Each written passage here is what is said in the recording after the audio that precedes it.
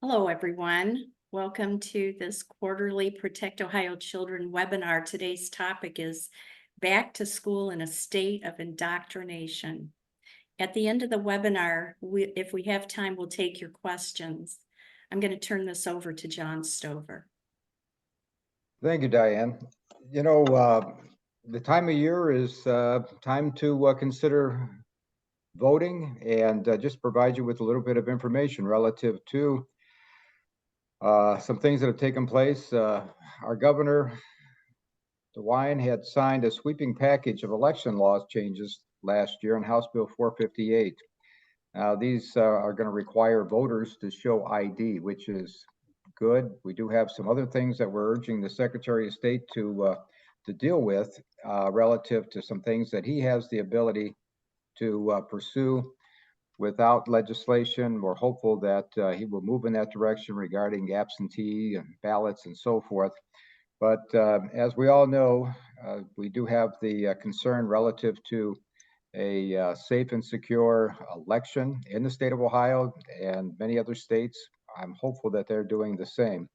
Just to provide our viewers a timeline relative to the election, September 20th is the deadline for military overseas absentee voting. That begins.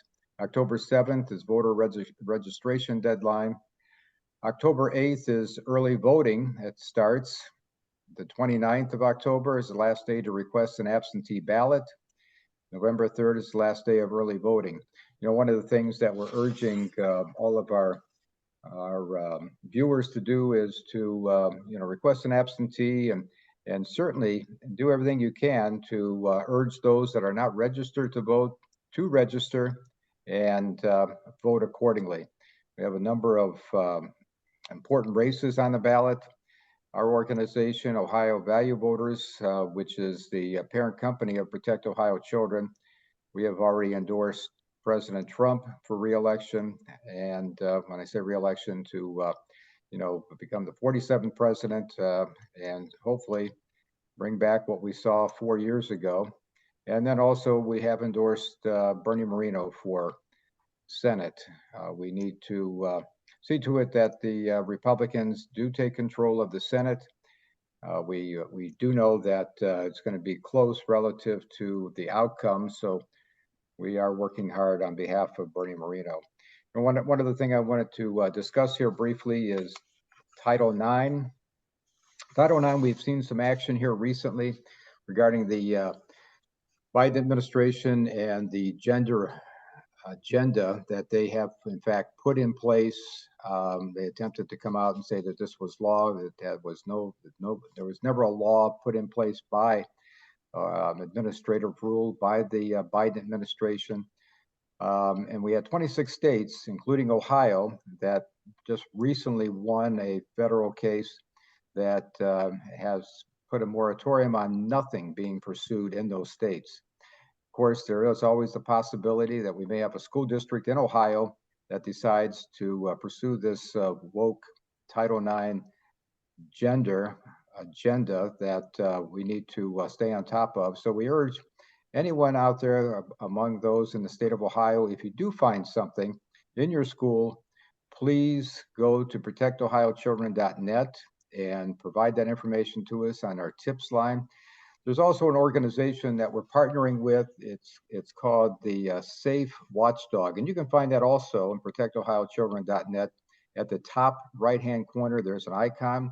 Click that icon on, and that's a nationwide organization that we're partnering with.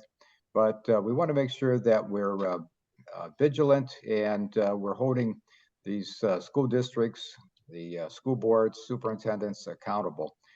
And with that being said, I'm going to turn it over to Linda. Linda Harvey is the president, founder of Mission America, and she is somebody that we consider a major ally here in the state of Ohio. Linda? Thanks so much, John.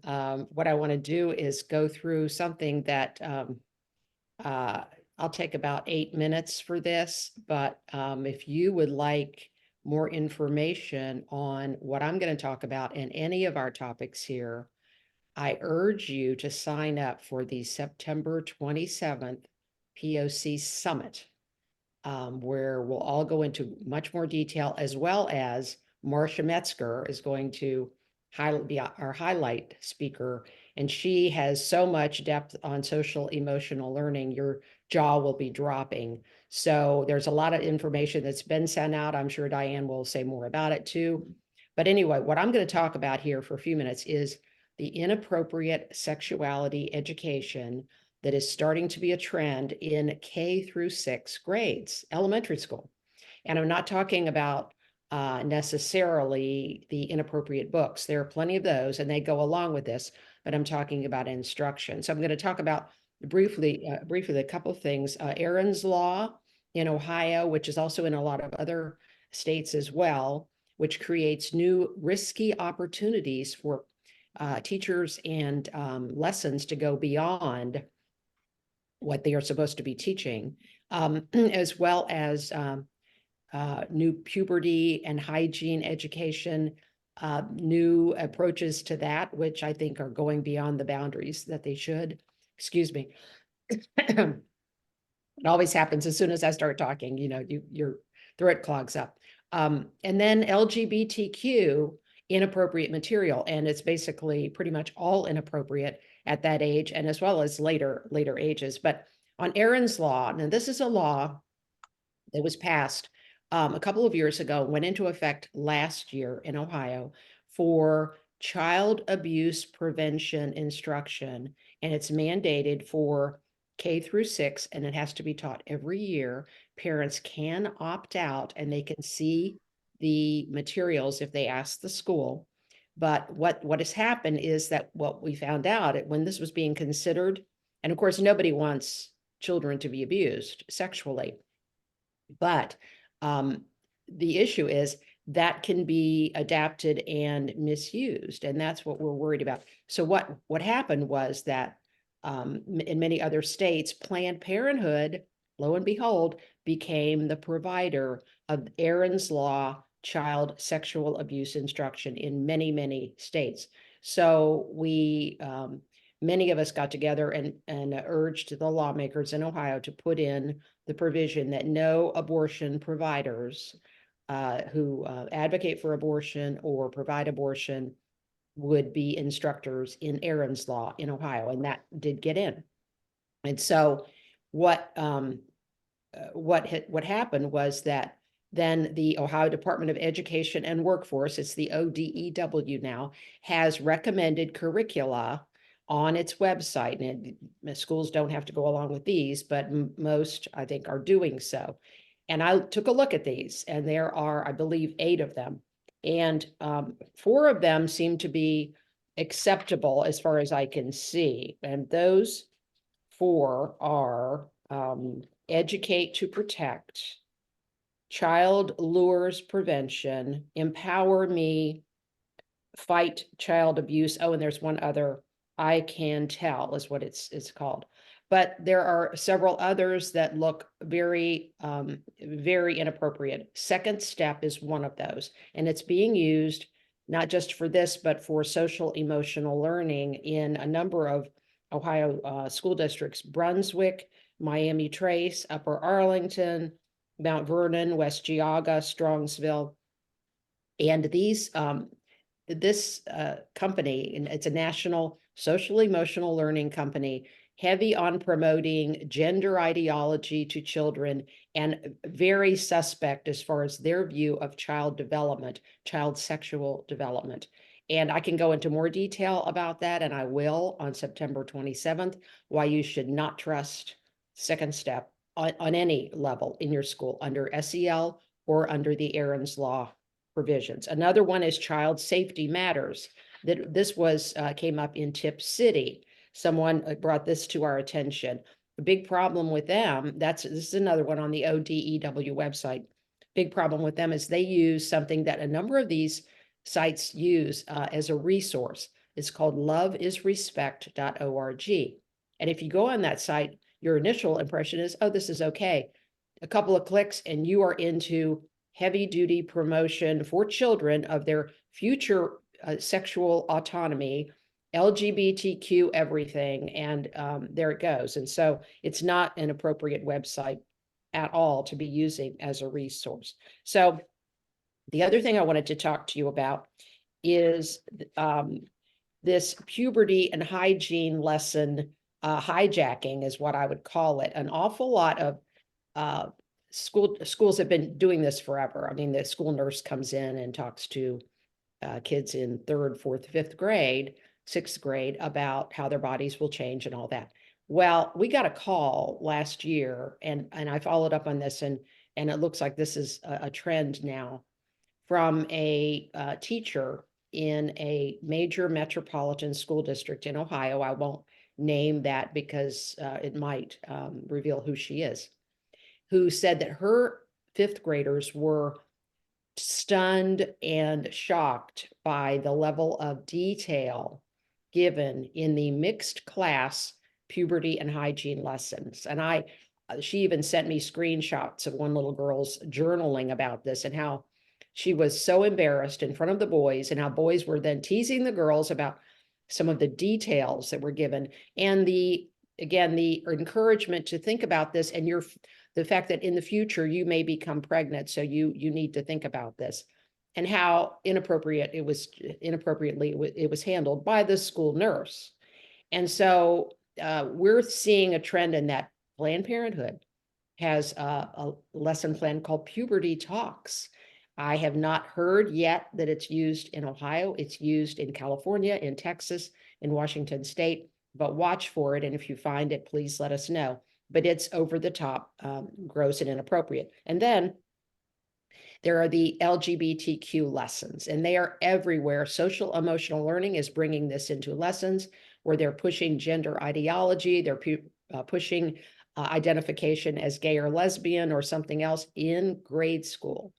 And then also it comes in under anti-bullying. You do not have to approve of sexual orientation or homosexuality or gender confusion in order to stop bullying, but that has been the message for quite a while.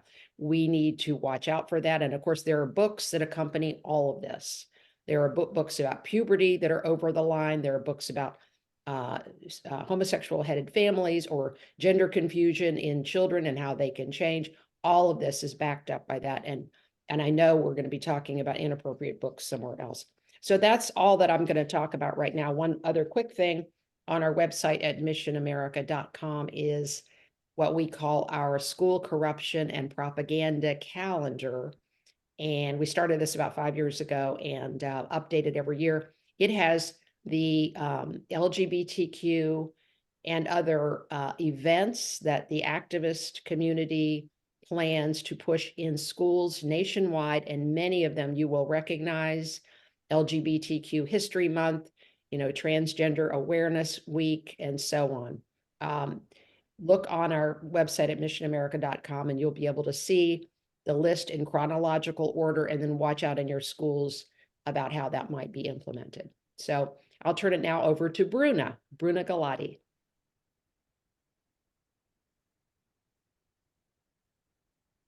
There we go. I just unmuted. Hello, everyone.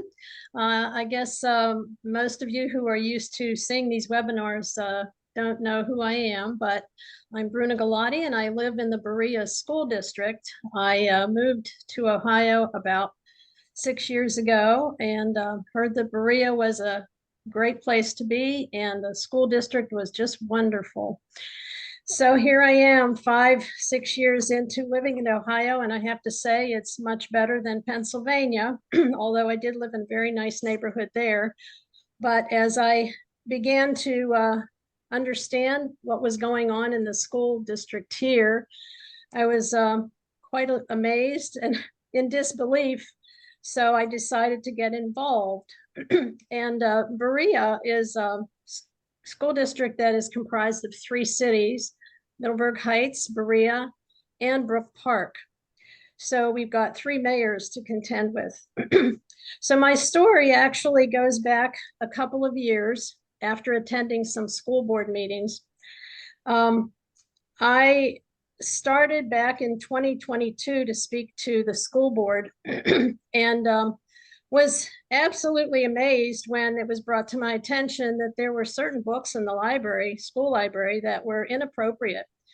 So I decided to send a FOIA request, and I was able to find many books rated inappropriate for minors.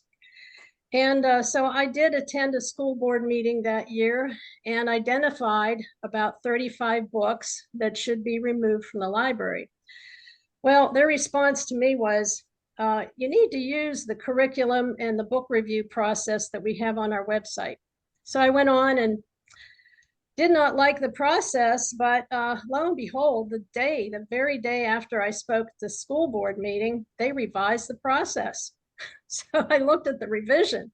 That was no better because it included involving 3 lay people who would be selected by the superintendent. And I was astounded to find that one of the 3 may not even be the person who read the book. So I knew that was a waste of time.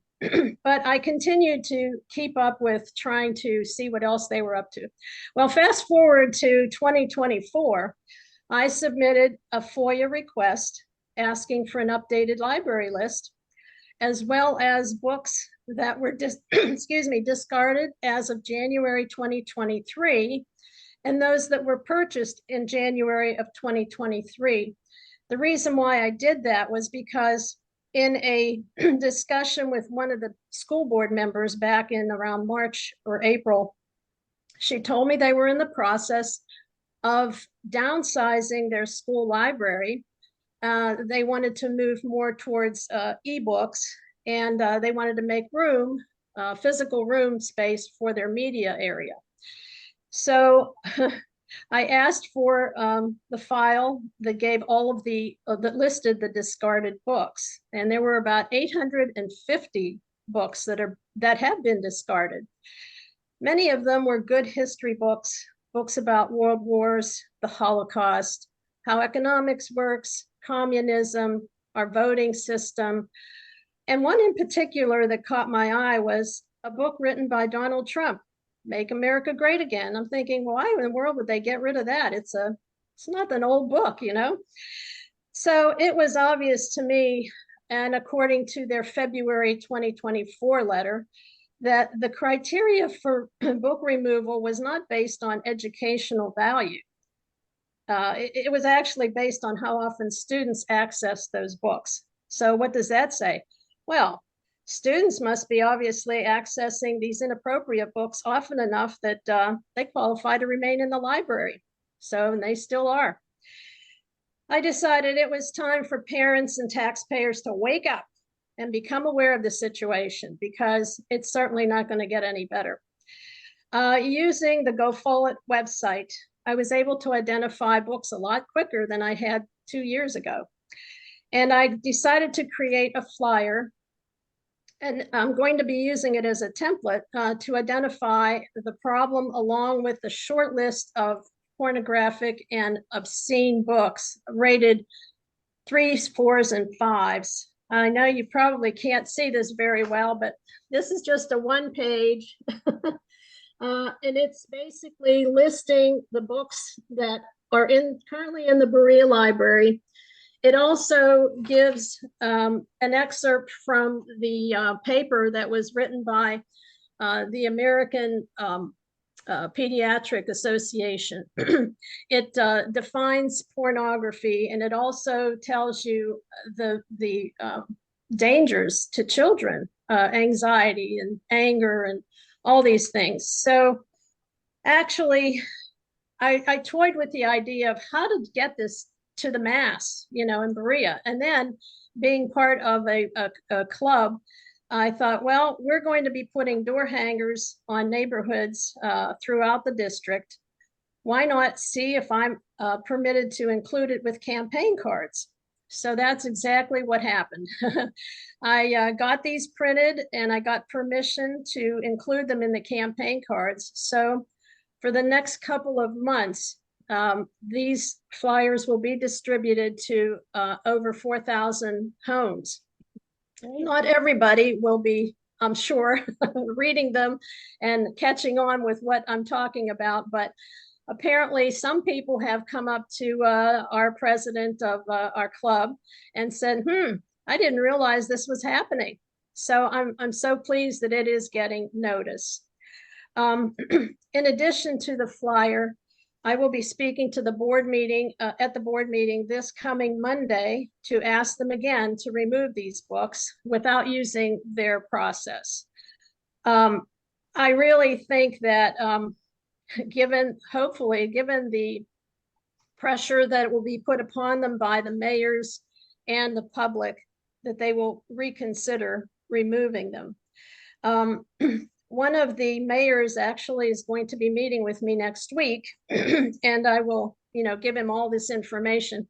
The other two mayors I did contact did not want to meet face to face, but they were asking me to send them an email, which I did yesterday, and hopefully they're going to be talking to the superintendent, because she's going to be bombarded. I'm hoping she's bombarded with emails that say, what in the world is going on in the Berea School Library that you can't remove these books?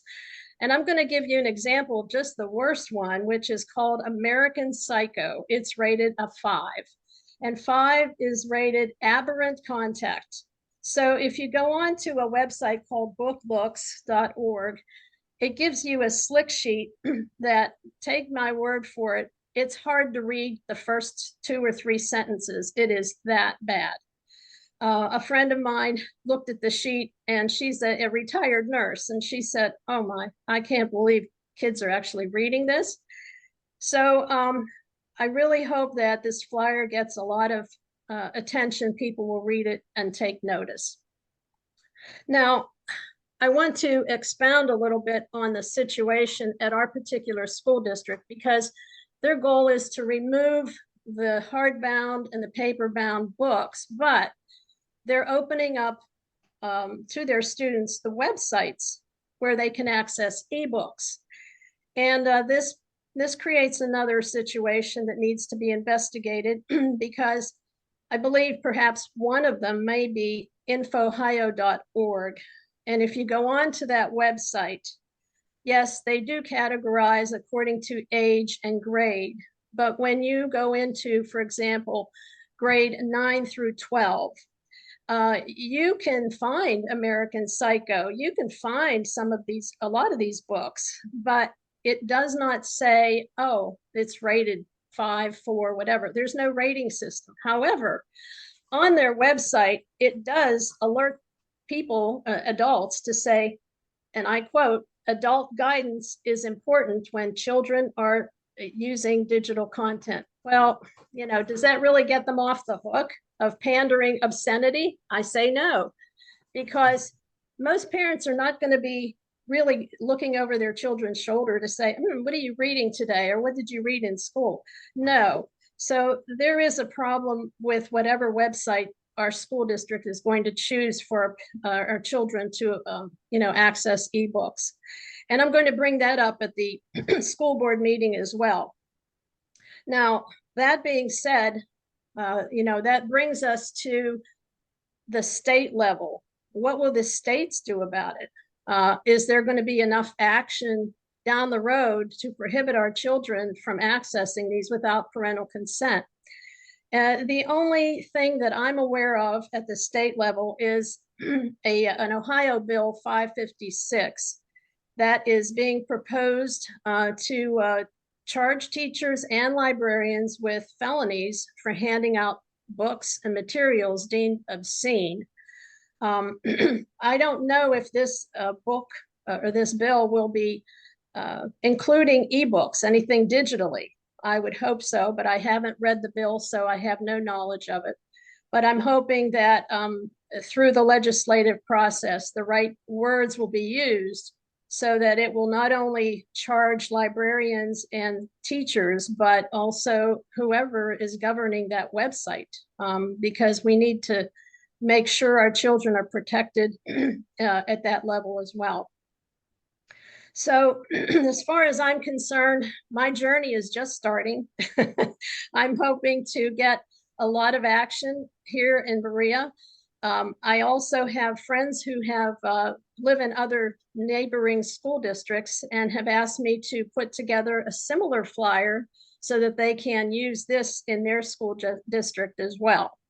So now that I've kind of gotten the template down, I'm hoping to help out some of my friends who have children or grandchildren in their school district and would like to challenge their school board to get rid of these books. But then if they end up going to an ebook website, how do they protect the children at that level as well? So that's a continuing future challenge for all of us.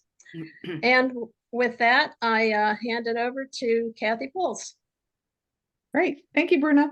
I'm Kathy Pultz, and I am the Central Ohio representative on the board of Protect Ohio Children. And today I'm going to talk about opting out of curriculum and surveys. The most important thing to remember is, as a parent, you make decisions for your child. But unfortunately, many public school districts are including topics and agendas that you may feel are not age appropriate, they do not align with your values, or they do not have anything to do with academic learning. And you have the right to see your child's curriculum, and in Ohio law, you can opt out of sex education, Aaron's Law, and the dating violence classes.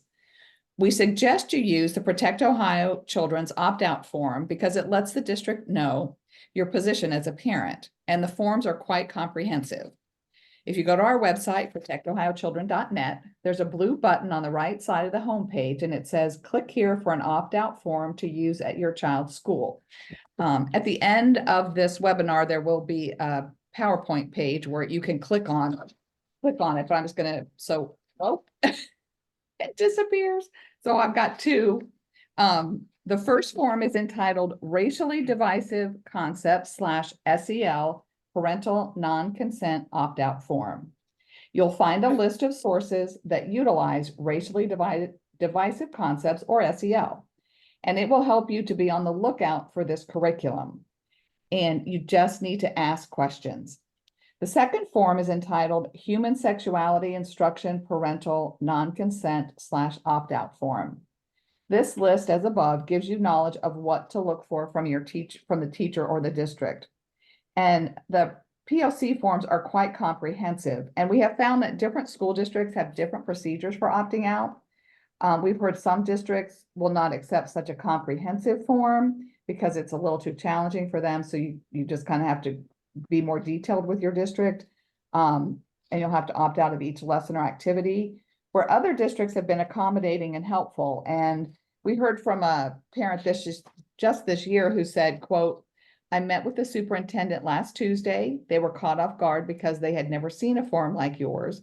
They were extremely accommodating and let me opt out my kids for almost everything. They even offered to loan me all the curriculum my kids will be using this year so I could look through it. I was able to dig into your website and all its resources a little deeper and found what I needed. Thank you, end quote. We wish all districts were this helpful, but they are out there.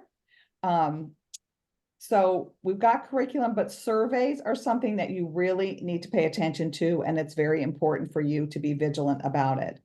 Your district should be sending you emails letting you know if they are participating in a survey. Panorama is one of the more common surveys that is used in Ohio. And we also have one called the Oh Yes survey, which is for middle school and high school. And that's specific to Ohio. And you should opt out of these surveys. The Oh Yes survey has very leading and misleading questions, and all surveys have very personal questions for your child. If you go to the State of Ohio's Department of Education and Workforce website, you can get more details about your rights and the school's responsibilities when it comes to the teaching of any of these topics. And again, at the end of the webinar, there'll be a link. And so please check it out for more details. And my big push is to just be very vigilant about reading emails and newsletters from your teachers, from the principals, and from the district. They should let you know, especially about surveys or even some of the curriculum. They should be telling you ahead of time. Another important question for you to ask is, how are the surveys administered? In Upper Arlington, in my district, the students all have iPads, and so the surveys are pushed out onto the iPads. And the first year it happened, parents who opted out, their child was still getting the survey on their iPad. And so most children, of course, if everybody sitting around them is filling out their survey on an iPad, they're going to do it whether they're supposed to or not. And so now the school district fortunately has fixed that. And so if you opt out, it will not end up on your child's iPad. But those are the things that you need to ask your district about. And a great tip I've heard is to make sure everyone knows you're opting your child out. Tell the teacher, tell the counselor, and tell the principal. So they need to be very aware that what your feelings are about opting out. And follow-up's important. If for some reason your child wasn't opted out and you requested it, you need to meet with the district and complain to the district, because I know that does happen. And we talked about the new law called Aaron's Law, and it states that children must be taught about abuse. The curriculum used by many schools is not age appropriate, as Linda said. So watch for newsletters or emails about it so you do opt out. Another thing that can happen in the elementary schools in our district, the counselor gives a lesson each month. You need to ask and find out what is that counselor's curriculum and opt out if necessary, because many times the School Counselor Association is very all in on identity politics. So you want to make sure you know what your child is being taught in that lesson and opt out if you don't want them to learn that. So it's imperative that you are proactive. You must read everything coming home in emails and newsletters. Ask the teachers, ask the counselor, ask the principal. And you really need to fill out the forms each year and each semester.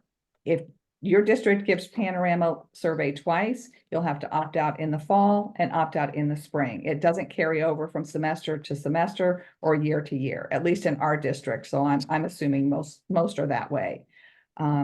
You also need to let your child know if you're opting them out, because they need to learn to be advocates for their rights. And sometimes they might not know or might not understand what's going on in the classroom, and just, especially with the younger kids, and they just go along because they don't know. But you just need to hold the teachers accountable. And I just have, please check out our website, protectohiochildren.net, to get the forms. And if you have any questions, you can contact us. But my big word is vigilant. You just need to be really vigilant about what's going on in the classroom. And that's all I have. And I'm going to turn it over to Darby. Thanks. Thank you, Kathy. Those were some really good tips. So my name is Darby Bodie. I am on the board of Protect Ohio Children, and I represent the southern part of Ohio. So today I'm going to discuss some action steps that you can take to be proactive during the school year with the attack on our children that is ever so prevalent, and tips to understand what is being taught in the classroom and how to combat the indoctrination and sexualization of our children. As parents, we are always on guard to keep our children safe, and it is quite apparent in the public education that the public education system has been taken over with an anti-American, anti-Christian agenda, and we put our children at risk every day. So a couple of things that you can do, like Kathy said, put the teacher on notice and give them a copy of the do not consent form.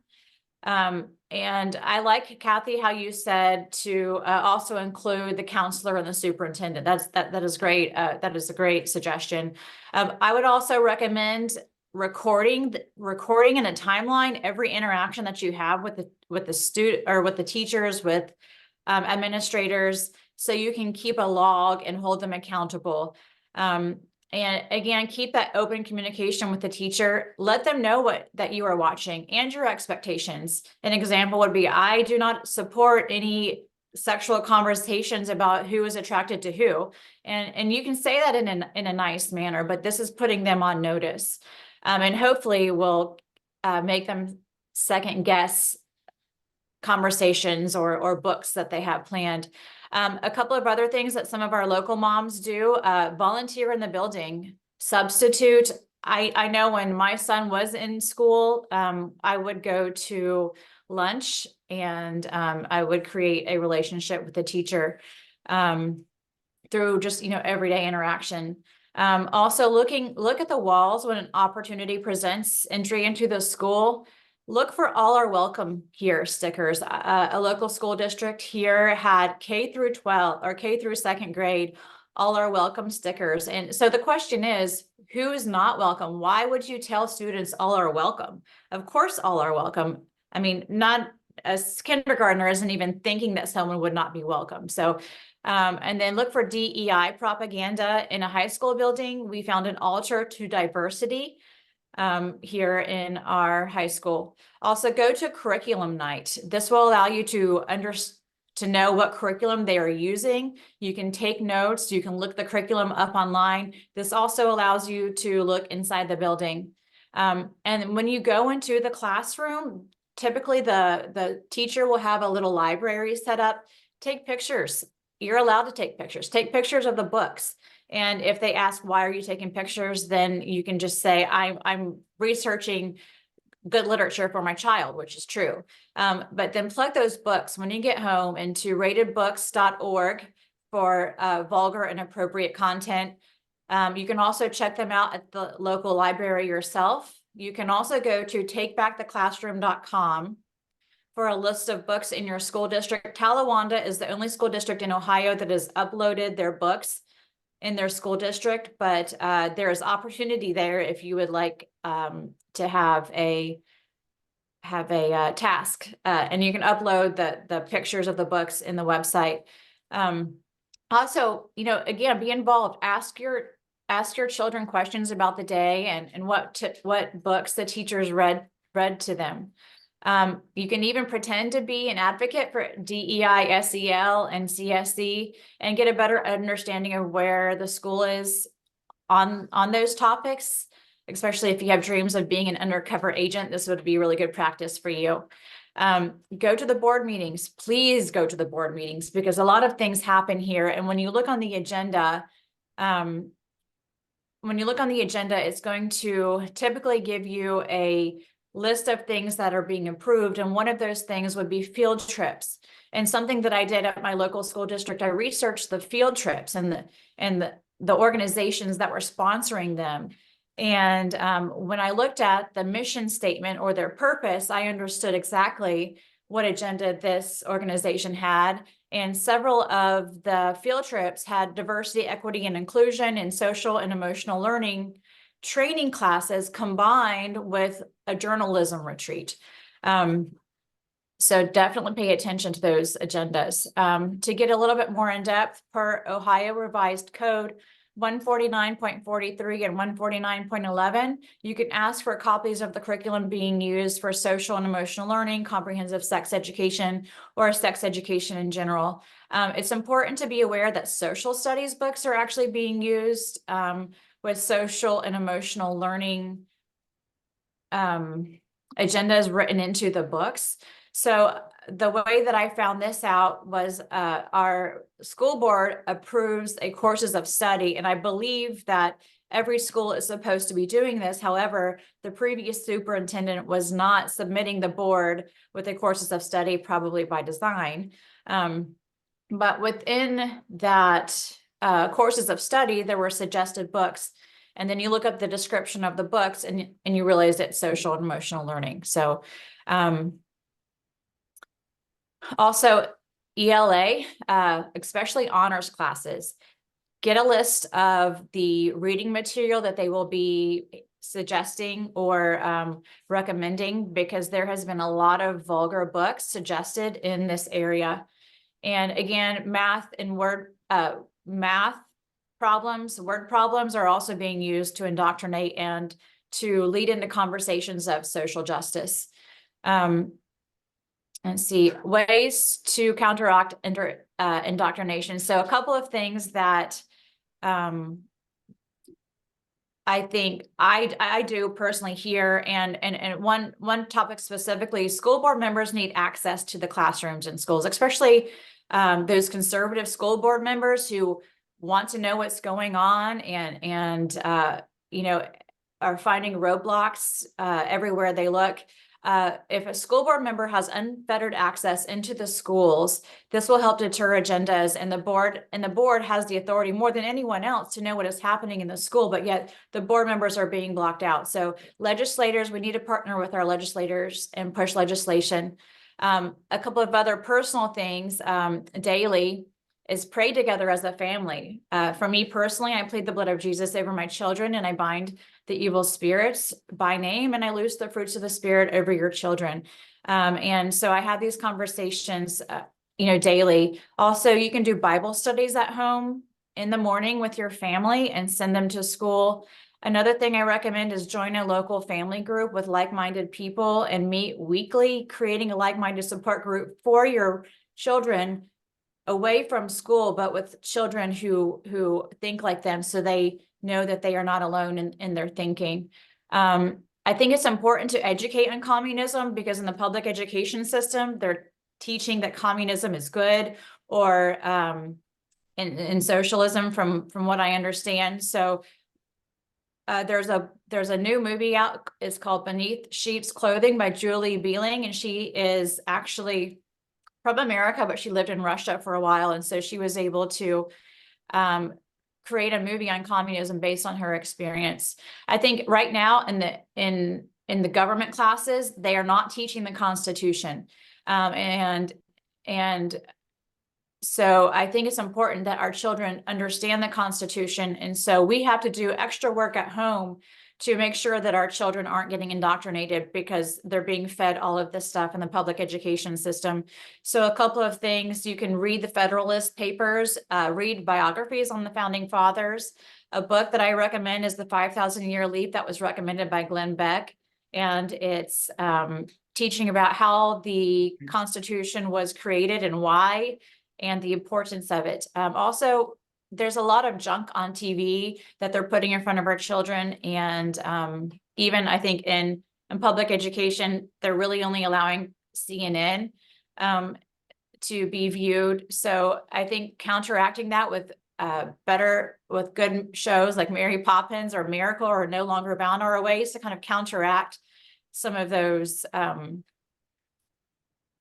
indoctrinating shows that we see. And another thing that I like is Tuttle Twins on Angel Network. It teaches about government. And so those are just some personal things that you can do outside of the indoctrination.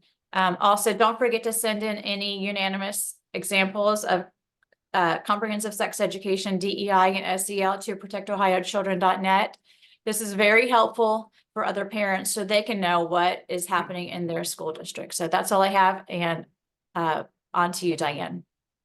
Okay, thank you, Darby. I'm going to share my screen at this time. Okay, as you've heard in this webinar today, what we're up against here is not a spectator sport. It really requires that parents get involved with their boards, with their superintendents, with their principals and teachers. And we'd just like to highlight here that, we're dealing with curriculum. Protect Ohio Children has become extremely strong in our subject matter expertise around indoctrinating curriculum. And one of the things you want to do right off the bat is ask your district which curriculum is being used for sex education. Find out, is your district using a Planned Parenthood curriculum? If they are, your child is in serious danger. And on our website, we have a link to the Ohio Sex Education Audit, where you can actually see what your school district has reported.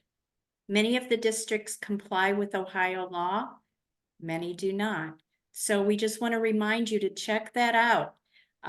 Don't assume that all is well with what they're being taught for sex education. Ask your district which curriculum is being used for social emotional learning. It has permeated Ohio schools because the Ohio Department of Education has made SEL a top priority. Find out what they're teaching about SEL in your district. Just to recap today's topics, it's all listed here on our slide. John reminded everyone about voting. It's so critical. Folks, we can't depend on our government to do the right thing. That's why it's not a spectator sport. We have to be involved, but we also have to vote and do what we can to replace the people in Columbus and Washington that are putting our children at risk. I'm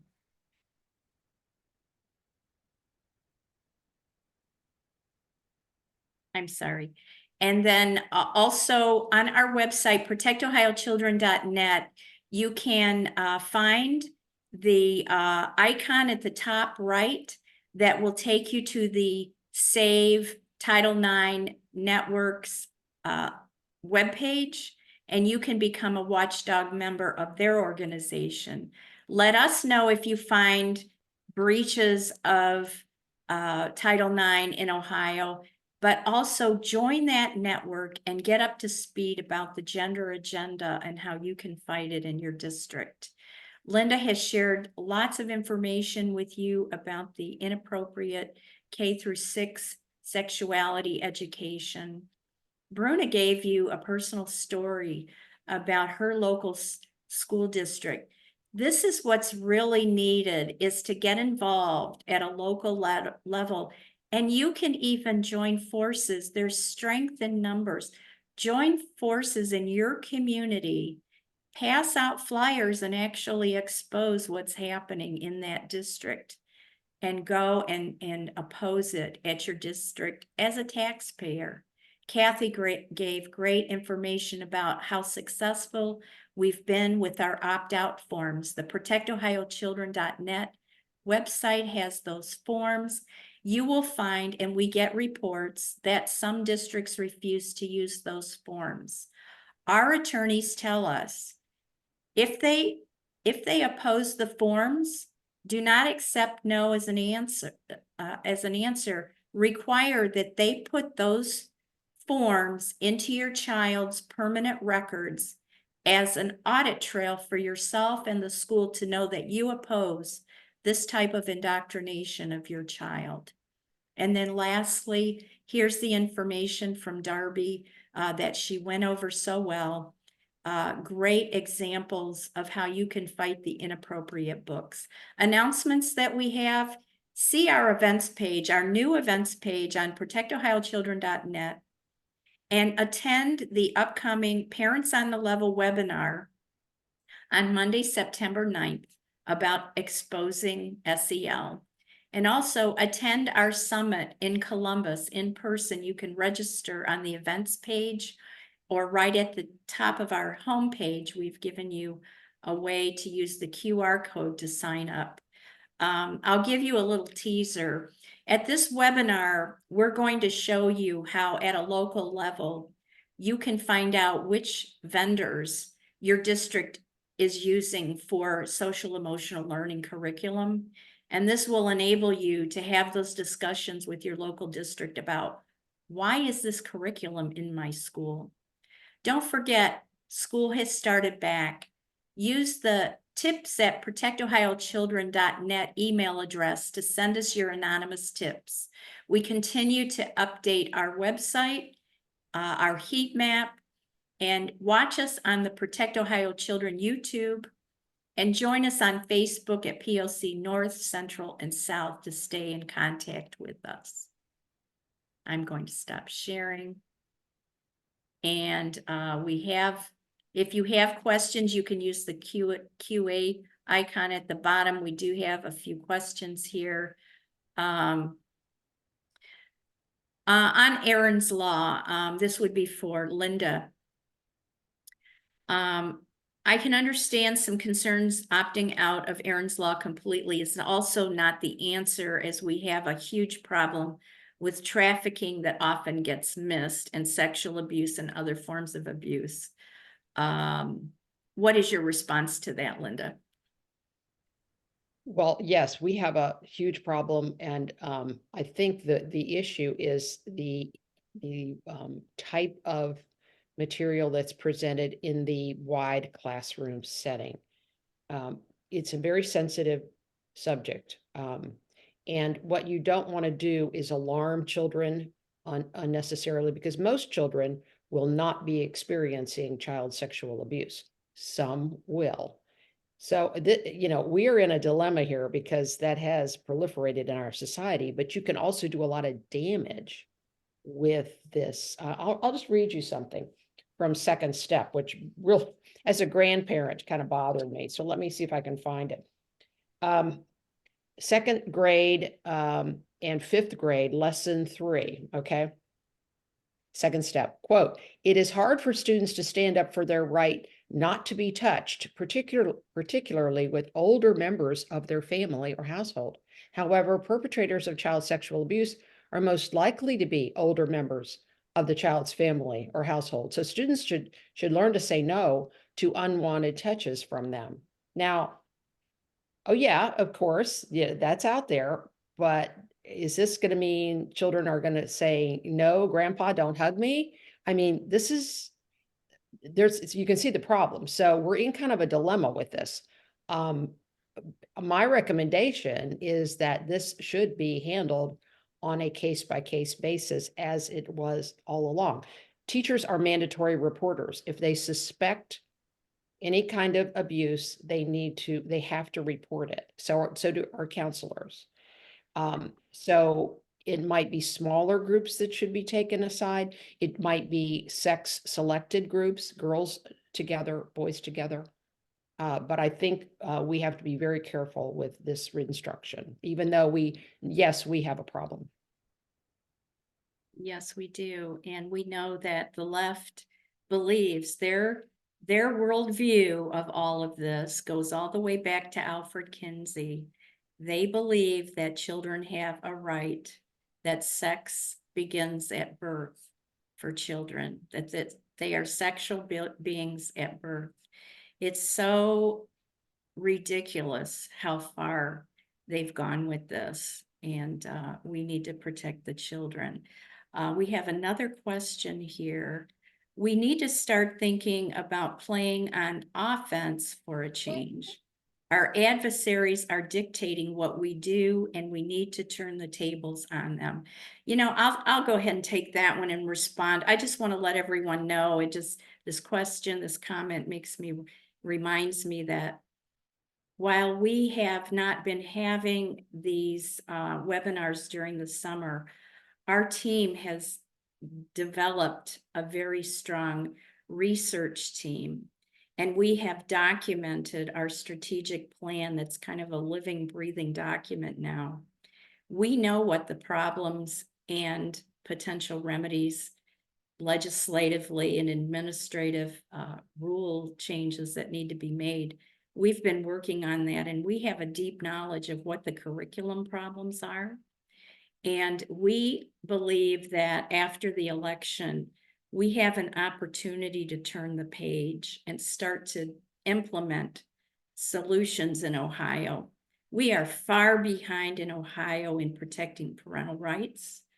The comment that comes here to us is 100% correct. We need to be on the offensive.